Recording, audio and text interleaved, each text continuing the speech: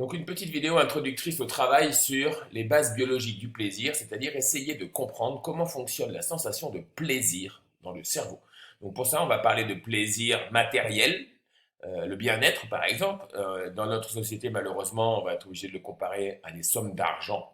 Et le plaisir sexuel, qui est un plaisir moteur souvent de notre vie. Alors, une première expérience, c'est l'expérience historique qui a permis de découvrir les zones du cerveau impliquées dans le plaisir.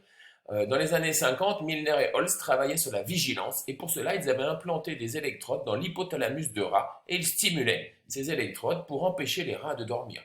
Cette expérience fonctionnait à merveille, sauf pour un rat, Jack le rebelle ou Jack le masochiste, qui avait complètement arrêté de manger et qui n'arrêtait pas d'appuyer sur la pédale pour recevoir des stimulations électriques. Lorsque ce rat est mort, ils l'ont disséqué et ils se sont aperçus que l'électrode avait été mal placée, qu'au lieu d'avoir été implantée dans l'hypothalamus, ils l'avaient implantée dans le septum.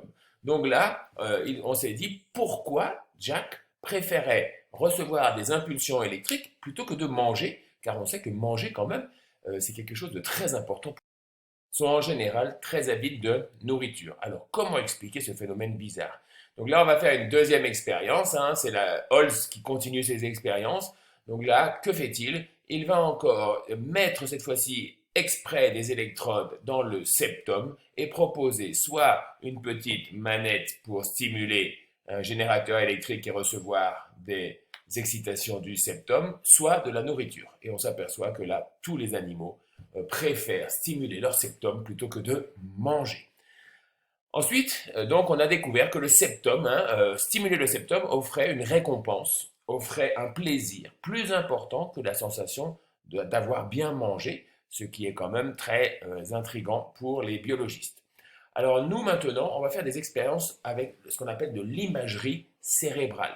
Donc on est capable aujourd'hui, grâce à des scanners, de repérer l'activité du cerveau selon des images que l'on peut proposer. Donc on va stimuler le cerveau avec deux types d'images qu'on appelle le système de récompense, des images de type érotique et des images de type matériel, c'est-à-dire des images qui représentent une récompense de type monétaire. Donc je vous laisserai lire, mais ce qu'il faut bien comprendre, c'est comment fonctionner. Donc on va aller sur la page Access Lyon logiciel et du Anat Online, d'accord? Donc j'ai déjà préchargé cette page, je la charge, et voici ce que vous allez obtenir. Donc quand la page a fini de charger, il va falloir tout d'abord ouvrir une image anatomique. Vous irez dans la banque Neuropédia, puis dans la banque Imagerie fonctionnelle, fonction cognitive, système de récompense, et vous choisirez l'image 1, 3, 2, 4, 1, récompense ANAT. Donc, cette image nous montre ce qu'on appelle l'anatomie du cerveau. D'accord? Vous avez trois cadres dans lesquels vous pouvez bouger dans les trois dimensions de l'espace. Le cadre du bas vous montre comment les coupes scanners nous permettent de comprendre comment fonctionne le cerveau. Donc, ce scanner, il va être capable de détecter l'activité du cerveau en repérant la quantité de chaleur qu'il dégage, en particulier avec la circulation sanguine. Ensuite, maintenant, sur ce calque anatomique, sur ce cerveau anatomique, on va mettre un calque fonctionnel. Donc là encore, je retourne dans le système de récompense et le premier que l'on va choisir, c'est le récompense érotique par rapport au contrôle. Donc là, dans ce cadre-là, qu'est-ce que je fais? Je vais comparer l'activité du cerveau d'une personne sans aucune stimulation avec une personne à qui on montre des images érotiques. Pour pouvoir fonctionner, il ne faut pas oublier que chaque calque fonctionnel que l'on va utiliser, a un seuil. Donc ici, le seuil pour le calque, on nous dit qu'il est de 36, donc il faudra bien mettre le seuil sur 36. Pour les autres images, le seuil va être différent, donc il faudra bien regarder sur votre document. Et qu'est-ce qu'on va faire? Tout ce qui est en couleur, ce sont des zones où il y a des différences entre une personne qui n'a aucune stimulation et une personne qui reçoit des stimulations érotiques. Donc qu'est-ce qu'il va falloir faire? Je vais partir du cerveau, donc je vois par exemple ici, je vois des zones en rouge ici, donc je vais chercher les zones rouges, sont les zones les plus actives. Je vais essayer de trouver les zones rouges, voilà, d'accord?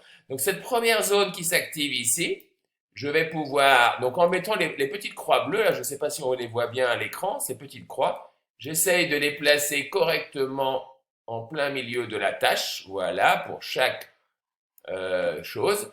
Et ici, j'ai une zone qui s'active. Je peux la repérer ici. Cette zone, ensuite, j'irai voir sur mon document et je chercherai sur ce document-là à voir quelle est la zone qui est activée lorsque je montre des images érotiques. Et puis ensuite, je vais continuer. Je vois que ici aussi, j'ai une zone qui est activée, d'accord? Donc je peux, ma flèche, elle est là, c'est celle-ci, d'accord? Je peux bien la stimuler. Je vais chercher sur mon cerveau quelle est cette zone. Et puis ici aussi, j'ai une autre zone qui est activée. Elle est là.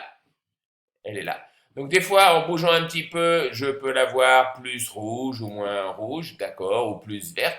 Donc toutes les zones colorées sont des zones différentes entre l'inactivité ou la non-stimulation érotique et la stimulation érotique. Ça veut dire que toutes les zones colorées jouent un rôle quelque part dans les stimulations érotiques. Donc avec ça, je vais pouvoir faire des copies d'écran. Donc pour faire des copies d'écran, je peux copier toute la zone. Comme ceci, je montre bien quelle est la zone du cerveau en 3 dimensions. Ou je peux aussi faire des copies ou travailler de façon plus précise en agrandissant sur un écran ma zone. Et puis après, je peux agrandir en fait chaque cadre et bien travailler, bien choisir les zones le plus précisément possible. D'accord? Donc si vous avez des problèmes, comme d'habitude, vous m'écrivez à mon WhatsApp. Merci.